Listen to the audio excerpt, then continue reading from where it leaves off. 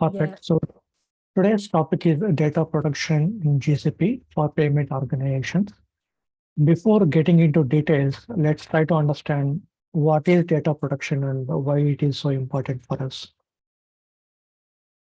So about me, Shravanti already covered my introduction. I'm a lead consultant at ThoughtWorks, and I have 20 years of experience and mostly worked in backend systems. Currently, I'm into data space, playing the role of a data platform architect. That's about me. And if you look at why data production is important because it prevents information of an organization from fraudulent activities like hacking, phishing, and identity theft. That is why every organization now is focusing on data production. Now, what exactly we do as part of this? So, data production regulations ensure the security of individuals' personal data and regulate the way the data is collected, used, and transferred and disclosure of the said data. So all that is governed by the data protection. Now, what if you do not enforce data protection in your organization? Then this is what is going to happen. You end up paying a lot of money as fine. So this is just an example where for less severe violations, GDPR sets forth fines of up to 10 million euros, or in case of undertaking, up to 2% of its entire global turnover of the preceding fiscal year. And if it is highly severe violations, it goes beyond 20 millions and 4% of the entire fiscal as well. So this is exactly why it is very important for us to ensure that the data that is collected by the organization and processed by the organization is protected from fraudulent activities and ensured the safety of the individual. So that's about a brief introduction about what is data protection, why do we need it. If you Google about data protection fines, you will see a top companies paying huge amount of money in fines because they are not able to follow the regulation guidelines as per data compliance. That important it is. Now, to understand this concept better, let's take a use case, a case study. Here we'll talk about a fictional organization called XYZ Payments, and it's a leading provider of payment technology right now. And it wants to start a digital transformation by beginning with the cloud journey. So far, they are into on-prem. Now, the goal and vision of this company is staying competitive in the rapidly changing technology situations industry by driving innovation and collaboration. They wanted to be top player in the industry. Now, some of the requirements for XYZ payment organization is like this. Data residency and GDPR and other regulations should be handled more easily. So every country has certain restrictions, right? The data should not leave their country of origin kind of. So all those things should be regulated and GDPR compliance has to be followed. Save time and money by not paying fines to GDPR and also effectively using the resources to optimize and reduce the cost of processing as well. Make collaborations easier. Find out optimal ways of sharing data between users and consumers. Data must be protected at rest. And PII information should not be stored in plain text. PII means it's personally identifiable information. We should not be storing this data in the plain text anywhere in the servers. Crypto trading. So this is the concept of GDPR where a customer can request his or her data to be deleted from our systems. In that case, we should be able to delete all that customer data irrespective of where it is stored. It might be database, it could be cloud storage, it could be somewhere else. We should be able to delete all the data. So this process is known as crypto trading. So what they do here is every customer data is encrypted with its own key, and a customer requests data to be deleted, we throw away the key used for encryption. It means we will never be able to decrypt that customer data. That's why it is called crypto shredding. And we should be able to implement a crypto shredding for this particular XYZ. So these are a couple of requirements for this payment organization. Now that we understand why it is important to protect data and the requirements of our fictional company, let's try to understand what kind of offerings provided by Google so that we can protect our data. That's our next topic. What are the offerings that we have from GCP? So the first thing is data encryption at rest. So Google by default encrypts all the data which is uploaded to its server, even without a single action from the user. For example, when data is uploaded to Google, this data is chunked and each chunk is encrypted with its own key. And that key is again encrypted with one more key known as key encryption key. This process is known as envelope encryption, which is by default followed in Google technologies. So for this, you don't have to do anything. These are all happening by default the moment you upload your data to cloud storage. Similarly, there are also other options provided by GCP if you want to control the way that is being encrypted. For example, you want to manage your own keys, and then Google does provide Cloud KMS, through which you will be able to create keys and centrally manage keys within Google Cloud. And for example, if you want to supply your own key for encryption and not depend on keys generated by Google, then we can use the feature called customer supplied encryption keys, where you will be able to provide your own key for providing encryption. And the last option is external key manager. In some extreme situations, clients want to make sure that Google does not have control over their data or the key. Then they prefer storing the keys outside Google. One way of doing that is using the external cloud manager. There are some third parties available like Serverless, through which you'll be able to manage your keys lifecycle outside Google Cloud and still protect the data in the Google Cloud without exposing keys to the Google. So these are different ways provided by Google Cloud to ensure that data is encrypted at rest. So I'll show you a simple demo how this is being encrypted. So what I'll do, I'll navigate to the cloud storage thing. Now we have a lot of buckets created here. And if I scroll to the right, you see that it says encryption and Google managed key, which means the data which is written to these topics is automatically encrypted by the Google. But you can also use your own keys to protect the data. For example, let's try that. I'll create our own topic here. So I'll say,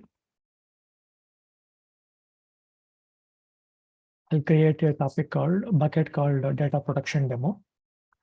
Now I'm storing this in the US region. Now I'll go with the standard options. Now, if you look at data encryption, it provides two options. The default is Google managed encryption keys, which means it will create keys for you automatically.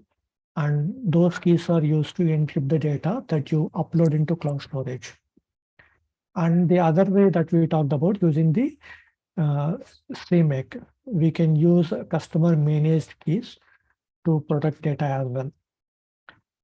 And we can also use the SCK, which is customer supplied key. And that option is not available through UI, which is only available through CLI or through programmatically.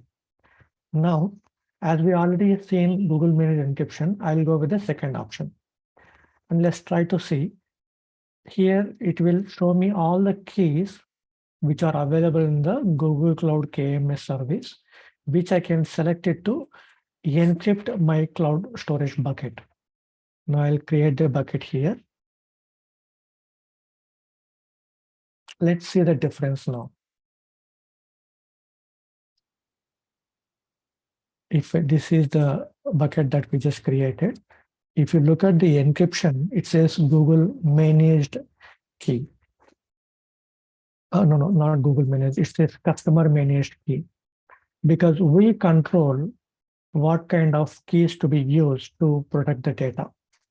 So if you go to KMS here, this is where I have already created keys, which is used to encrypt our newly created bucket.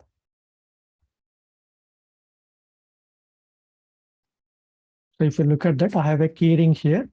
Inside the keyring, I have a key being created.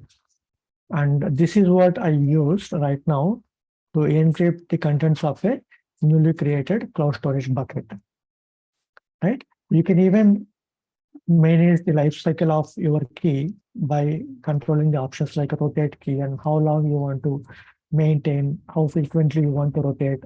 All that can be controlled from a central location using the key management service here. So that's about encrypting the contents that as you upload, either we're using Google managed keys or using the customer managed keys.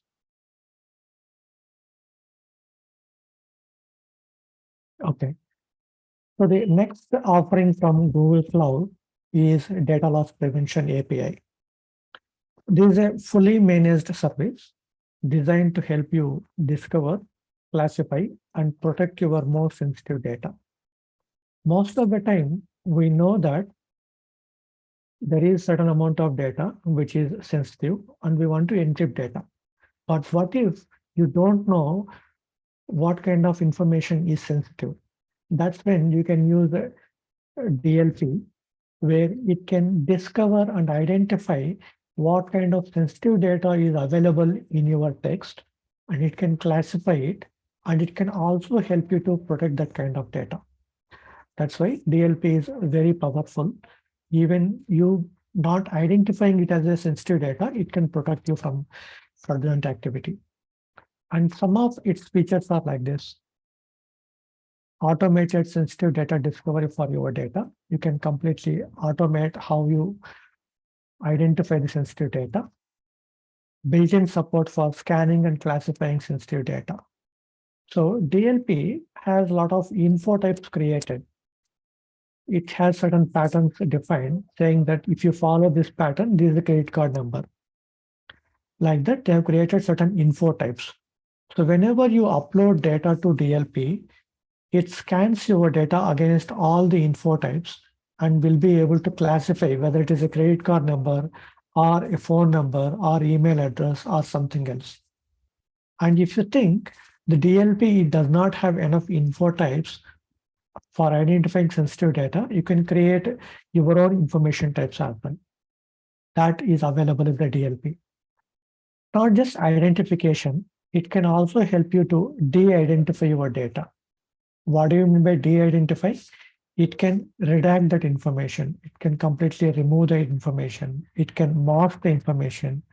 It will be able to tokenize the data, which will identify it as a sensitive data. And it can also transform it. So all these things are possible with the DLP once you identify that it is a sensitive data. And next feature is serverless. It is completely serverless, which means you do not have to manage the hardware or VMs or worry about the scalability of this particular service. These are all serverless. You don't have to worry about these resources. This will be scaled automatically as you need it. Then you can also define custom rules. For example, you said that we have built-in types available, but you do not want to flag certain text as sensitive data. You will be able to provide certain rules as well as exclusion rules. At that point of time, DLP will ignore the data that will match the pattern and it will move on. So you will be able to control what to scan, what not to scan, what to exclude, and you will also be able to define the threshold and pay as you go pricing. So you are not paying upfront money. You will only be paying for what you use it. So this is the one of the offering from the Google Cloud, which will be able to discover, classify, and secure the information in the Google Cloud. So to understand the concept better, what we will try to do is we'll try to play with the DLP and see how we can identify and redact the data using DLP. So let's switch to the demo. So now I am in the Cloud DLP data loss prevention screen. So here you will be able to see a lot of info types which are by default available with the DLP, like advertising ID, age, authorization token, credit card number, date of birth, email address. All these info types are available by default. If you want, you can create your own type as well. For now, what we will try to do is we will create a job that can scan your file and identify what kind of sensitive data available in that. So we'll go to inspection and we'll try to create a job that can perform this inspection. Now, I am naming it as an inspection demo. Now, we should be able to specify where to find the data to scan. So here I want to scan data from the Google Cloud. And I already have a cloud storage bucket here with a data file, which we will use it to scan. So this is my bucket. I'll be providing my bucket name here. So if you look at that, this has a file here which says DLP demo. It has some text which can be sensitive. For example, I have email address, credit card number, identifier, driver license kind of. Now we'll try to create a job which can try to identify what is the sensitive information and the type in this file. So now we mentioned where to find the data, and you will also be able to sample the data instead of scanning entire data. For now, we'll say all supported file types need to be scanned. Continue. And here we will be able to specify what is the information that you want to scan against. For example, I can control what I want to scan against.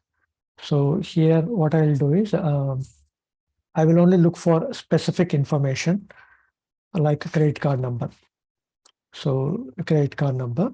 And I also want to look for if there is any email address or phone number, right? Let's try to add it. Now we are looking for credit card number and phone number in the text uploaded to the cloud. And you will also be able to add exclusion rules here, which we are not doing right now. Then you will be able to specify, let's say DLP scans your data, identifies that there are certain information which is sensitive. Then what you want to do with that? Do you want to write it to BigQuery? Do you want to send it to PubSub? Or do you want it to send a notification? You can do whatever you want. For now, I'll choose save it to BigQuery. So here I'll select include quote because I wanted to understand what is the field or value that DLP is identifying it as an email or credit card number. So I should be able to specify the details of BigQuery where you want to store the data. Now I'll go to this particular project and specify the information here. So I've specified project information and data set information where it can be stored. Finally, the table where the findings can be stored. This is how you will be able to configure where to write the results of this DLP. Then schedule how frequently you want to run this DLP job. For now, I'll say daily. You can control how frequently you want to run. Now, this is a configuration which is generated based on what I have mentioned.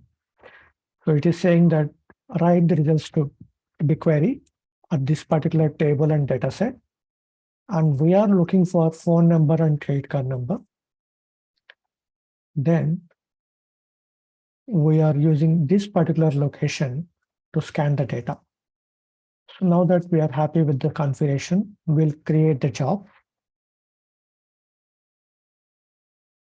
And let's see how it is going to classify the information. So now I'll say run now. So this job will be triggered. I don't want to wait for it to be triggered automatically. So I just ran it manually. And if you look at BigQuery, we'll be able to see the results. I've already ran the job before for time conscious. So this is the table it created automatically with the name that we gave it.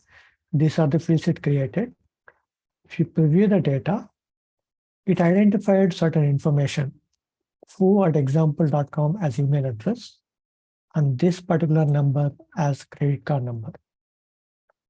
So this is how we will be able to create jobs in inspection jobs in Cloud DLP, which will be able to scan automatically and trigger notifications whenever it finds sensitive information.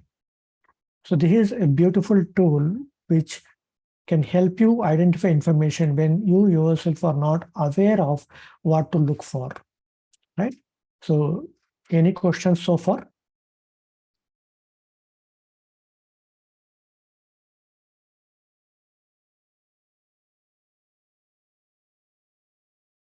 Yeah, hi, Murali. I have one question around this. Mhm. Can this be used, like you mentioned, it can be used for masking purpose as well? Can it be like integrated with some of the storage mechanism like Spanner is there, then PubSub is there?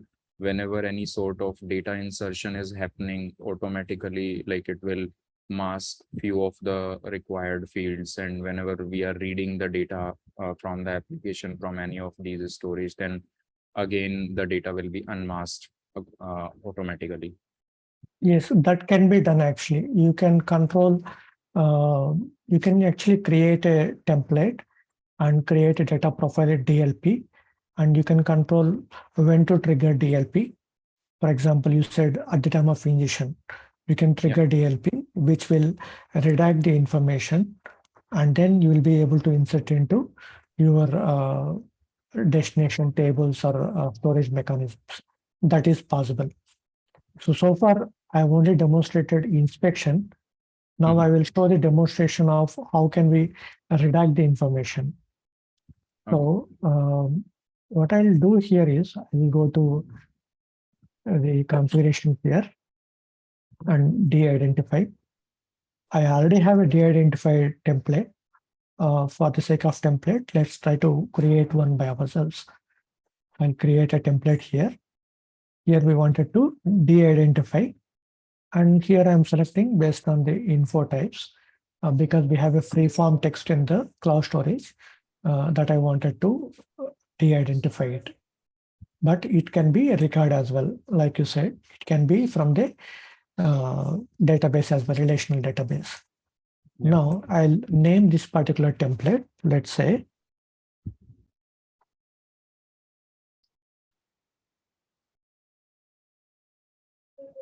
and I'll use same name as display name, description, and specify region, and what exactly you wanted to do when you identify that particular information is sensitive. Then I can say redact. or I can choose whatever I want here based on your requirement. Now that I have selected Redact, let's try to create it.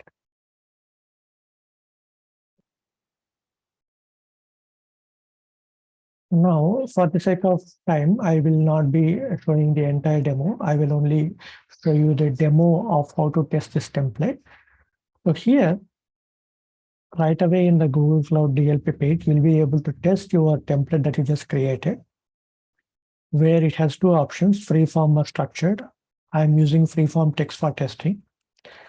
Now I'll copy some of the text from our previous file, which is this one, and provide as input to my template and see how it de-identifies the data. So for example, we have selected a way of de-identification as a redaction, which means it will be removed.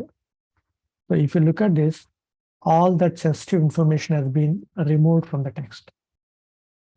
Similarly, you will also be able to choose other options where to mask it, or if it is a date column, you will be able to replace it with the agent dates, something like that. You will be able to control what exactly you wanted to do as part of this template.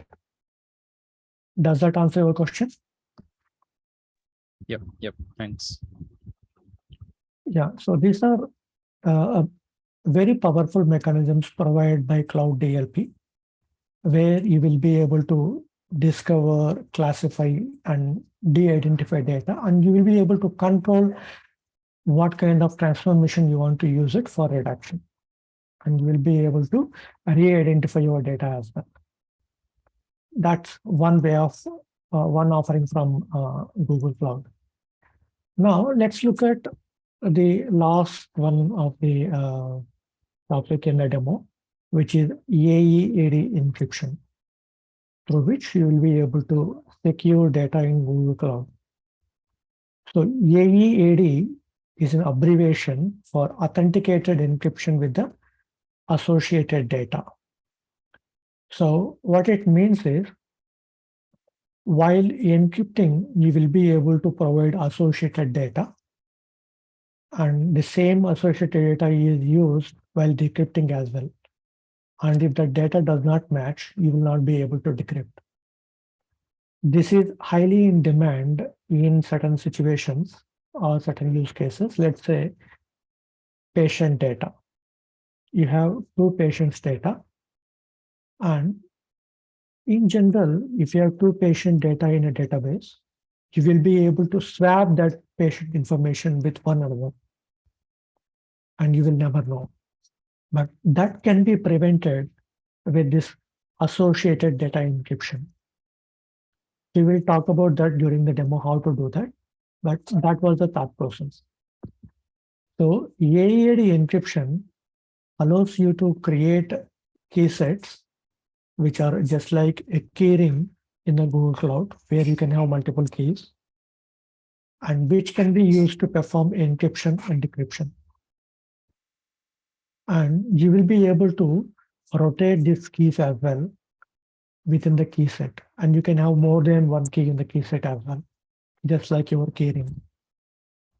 And if you look at some of the features of this Aead encryption, you will be able to encrypt individual values within the table. Let's say you have a table and you do not want to encrypt the entire table, but you want to encrypt only SSN number field in the table. Like that, if you have any specific requirements, you will be able to encrypt them on selection basis. Encrypt each of your customers' data using a different key. Remember, our case study requires this feature where we wanted to encrypt each customer data with its own key, and we should be able to delete that key when customer requests his data to be deleted, implementing the crypto study. So that is possible with this Aead encryption. Ensures authenticity and integrity of the encrypted data. As we just discussed before, by associating with the additional data, we will be able to ensure authenticity and integrity of the data If you change that, you will not be able to decrypt it. Again, we will see how to do that in the demo. And this is actually behind the scenes using open source cryptographic library, which is known as TINK. This TINK library is used behind the screens for most of the Google technologies for performing encryption, let it be cloud storage or BigQuery or DLP. It is used behind the screens everywhere. Now, the Aead encryption supports both deterministic and non-deterministic encryption. When you say deterministic encryption, you will be able to encrypt n number of times and get the same result. That's a deterministic encryption, which is a newly added feature. And Aead encryption also supports envelope encryption, which means you have data in the table, and that data you will be able to encrypt with a key. That key is known as data encryption key. For security purpose, what you can do is you can encrypt this data encryption key again with one more key as key encryption key.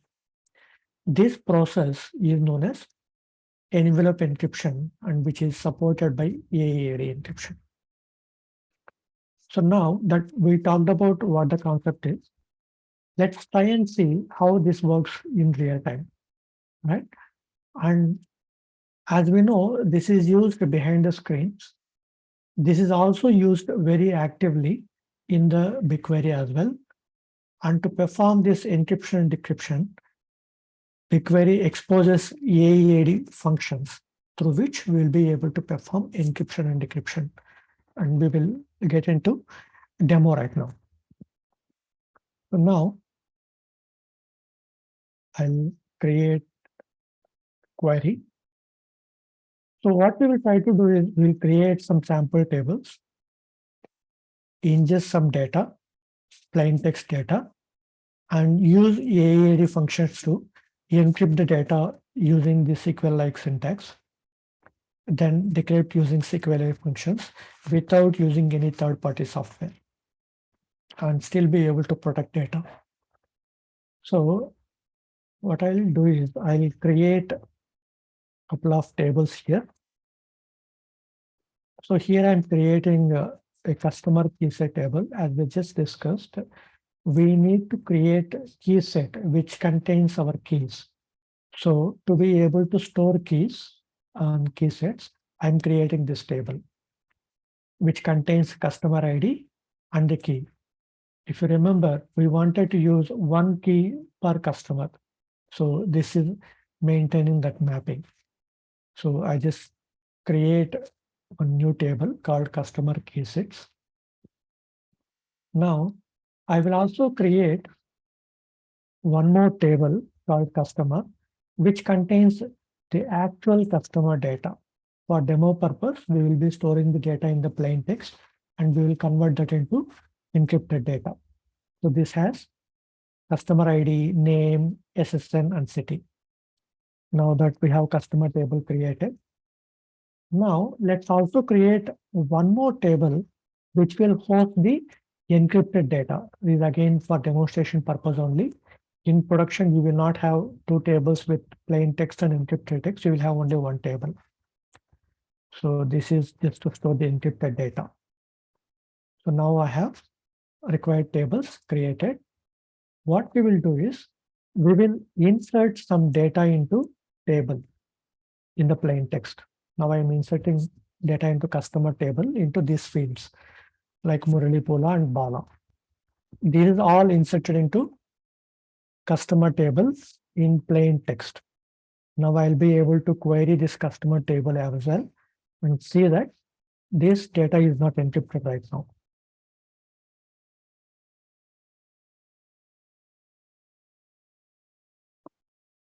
So if you look at my data is still in the plain text. Now what we need to do is we need to create keys to encrypt the data, then use Aead functions to encrypt this data that we have it. So what I'll do is I'll try to create a key set per customer. That is exactly what we wanted to enforce crypto trading.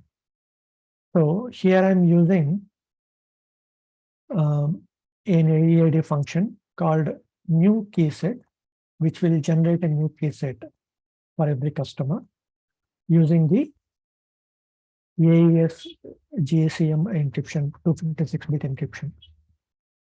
And I am inserting that into customer key set table. So let's try to insert it and see how does that information looks like, the key. So I'll query key set table, and we see that the data is being available in this particular table. So for demo purpose, I am storing the keys in a BigQuery itself as an array of bytes. You can try to encrypt the keys again with the key encryption key. So now that we have data and the key sets, let's try to encrypt this data. So I'll bring in one more query, which is used to encrypt the data here and insert into customer encrypted table after encryption.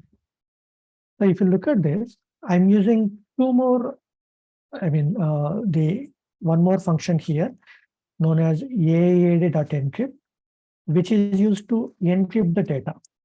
Here I'm saying use the key set from the key set table that we just created already and encrypt this field called customer name. And here I'm not using any associated data, but you can use customer ID if you wanted. So this is how I'm encrypting data completely within BigQuery itself and writing the data into one more table known as customer data encrypted. Now that it is encrypted, let's query the customer encrypted table and see whether it is really encrypted or not. So if you look at that, I've encrypted name, SSN, and city, all these three fields using the key which is specific to that particular customer.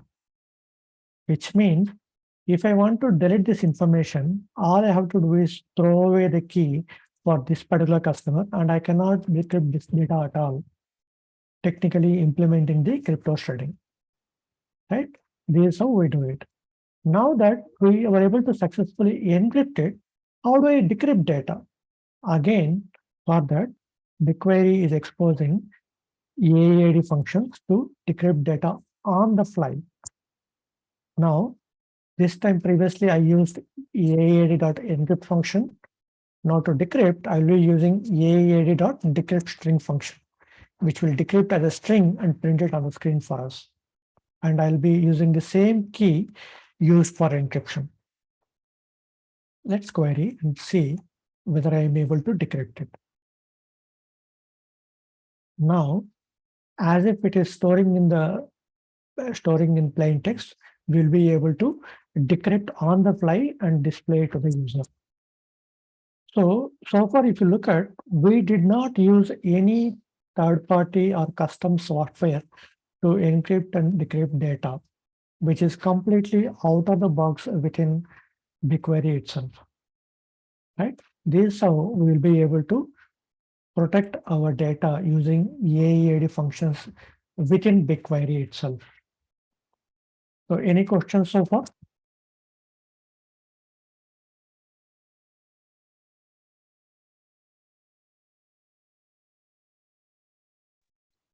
So I have one question. Okay. So the key table is kept, close with the table which contains encrypted data, right? So if we were to do this in production, what would be the best practice to store that key table? So the key table can be stored in a different data set, which belongs to a separate project, which is not exposed to everyone.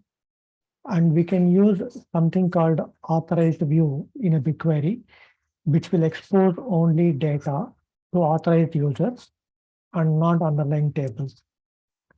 And that way you will protect these keys. And we can also use external key management solution to encrypt the data at rest as well. And we also talked about encrypting these key sets using the key encryption key, which is again using the help from the KMS service, which is available in Google Cloud. These are the extra measures that we can take in production, but as I'm doing it only for demo, I kept everything in a single data set, which is not advised in the production. It is suggested to use different data sets that belong to different projects to protect the keys. Got it. Thanks. So there is also another confusion here. For example, now that we know how to protect the data in BigQuery, what if my data is stored in multiple persistence mechanisms in the Google Cloud? If I encrypt in BigQuery, how about sources in cloud storage or other places? I need to be able to encrypt all data across the persistence mechanisms with the same key. Then you can take advantage of the Google Think library, and you can encrypt data using Google Think library before writing to these sources, then write to BigQuery or cloud storage. The reason being, the Think library is used behind the screen by Google to encrypt data in BigQuery and cloud storage. This will seamlessly work even if you encrypt outside BigQuery and try to decrypt within BigQuery. So that is completely possible. Okay. So this is how the key set looks like in the BigQuery. This has the value. It's a symmetric key, and it is saying that it's a Think library. And also it is saying that it's a AES GCN key used for encryption. This so you will be storing the key in the BigQuery.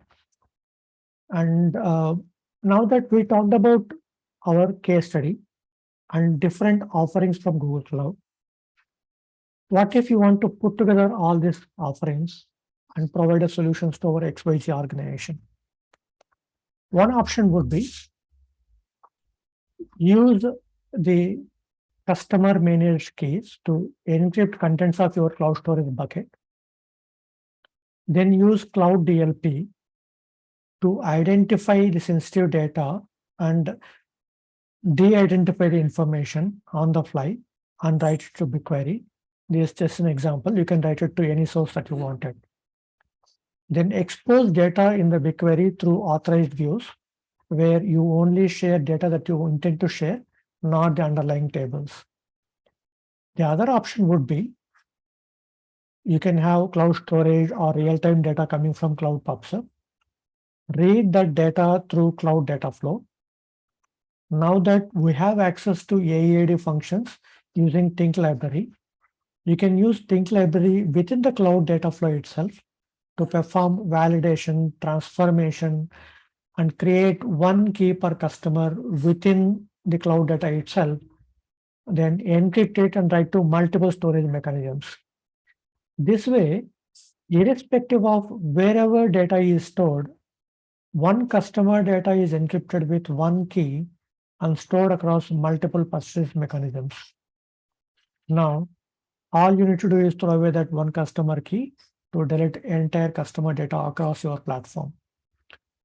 This is how you can build your solutions in Google Cloud for production systems. Now, what does it give you? You will be using Think library for encrypting data in Google Cloud, which is used by behind the screens by Google Cloud.